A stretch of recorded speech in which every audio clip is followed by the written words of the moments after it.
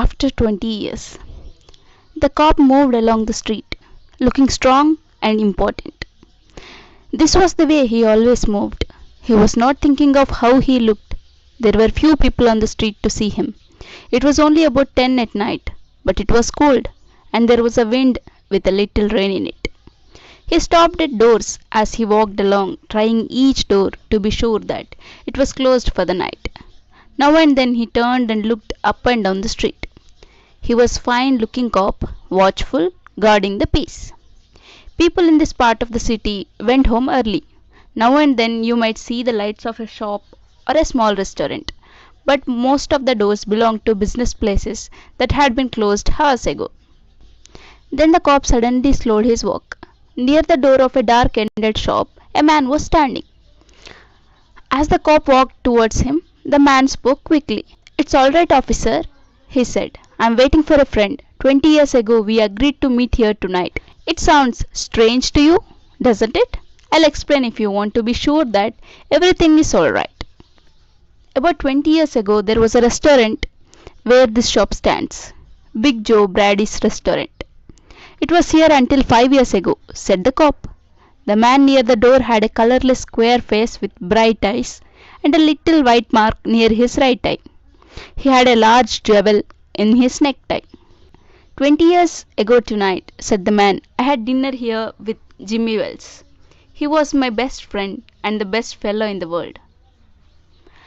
He and I grew up together here in the New York, like two brothers. I was 18 and Jimmy was 20. The next morning I was to start for the fest. I was going to find a job and make a great success. You couldn't have pulled Jimmy out of New York.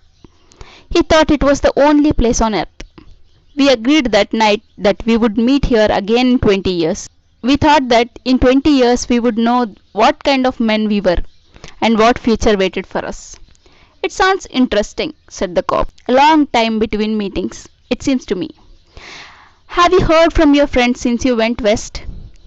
"Yes, for a time we did write to each other," said the man. "But after a year or two we stopped. The west is big. I moved around everywhere and I moved quickly. But I know that Jimmy will meet me here if he can. He was as true as any man in the world. He will never forget. I came 1,000 miles to stand here tonight. But I'll be glad about that if my old friend comes." The waiting man took out a fine watch covered with small jewels. "3 minutes before 10, he said.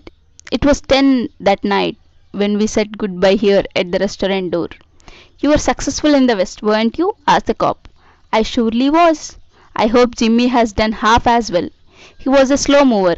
I have had to fight for my success. In New York, a man doesn't change much. In the West, you learn how to fight for what you get." The cop took a step or two. "I'll go on my way," he said.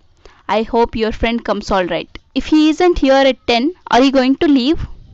"I'm not," said the other. "I'll wait half an hour at least. If Jimmy is alive on the earth, he'll be here by that time. Good night, officer." "Good night," said the cop, and walked away. There was now a cold rain falling and the wind was stronger. The few people walking along that street were hurrying, trying to keep warm. And at the door of the shop stood the man who had come 1,000 miles to meet a friend. Such a meeting could not be certain, but he waited.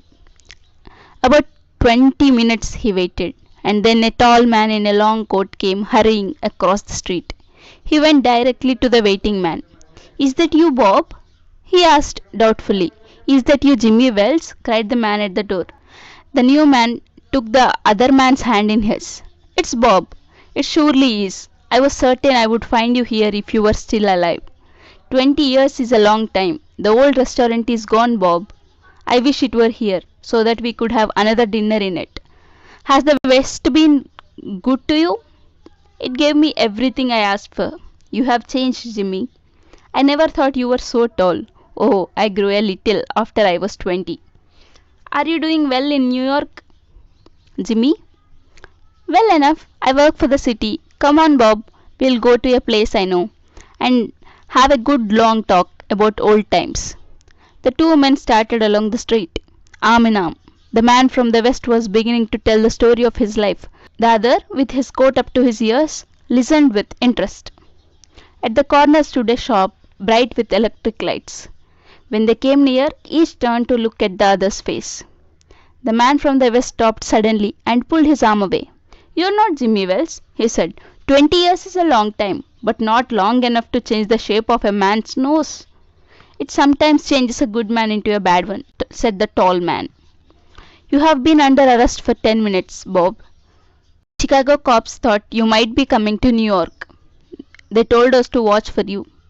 Are you coming with me quietly?" "That's wise. But first, here is something I was asked to give you. You may read it here at the window. It's from a cop named Wells." The man from the west opened the little piece of paper. His hand began to shake a little as he read. "Bob, I was at the place on time. I saw the face of the man wanted by Chicago cops. I didn't want to arrest you myself, so I went and got another cop and sent him to do the job. Jimmy." That is the end of the story. A story by O. Henry.